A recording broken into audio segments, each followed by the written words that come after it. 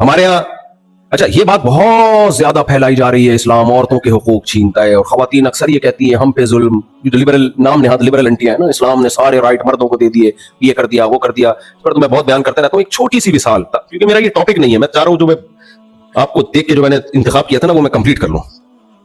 مثال کے طور پر ایک اثر یہ ہمارے یہاں غیر مسلم لوگ اعتراض کرتے ہیں، اسلام نے بیٹی کو وراثت آدھی دی ہے، کہتے ہیں کہ نہیں کہتے؟ بیٹی کو کتنے دیے؟ آدھی. حالانکہ بہت سے کم وقت آدھی بھی نہیں دیتے ہیں. آہستہ سے بولے، کہنے کوئی بھی نہیں دیتا.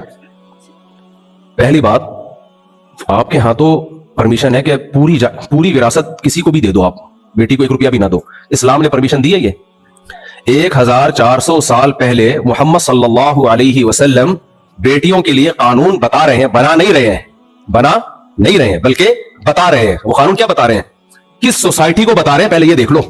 آج بھی مکہ مکرمہ میں وہ قبرستان موجود ہے جہاں بیٹیوں کو زندہ دفن کیا جاتا تھا، آج موجود ہے.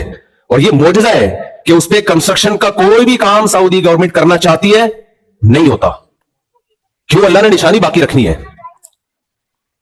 مجھے وہاں لوگوں نے بتایا کہ یہاں کتنی کوشش کی ہے اسے کھود کے کوئی سڑک بنا لیں، نہیں ہوتا. نشان باقی رکھا ہے تاکہ دنیا جب کہے نا کہ اسلام نے عورت کا حق چھینا ہے تو اسے یہ قبرستان دکھا دینا اس کو.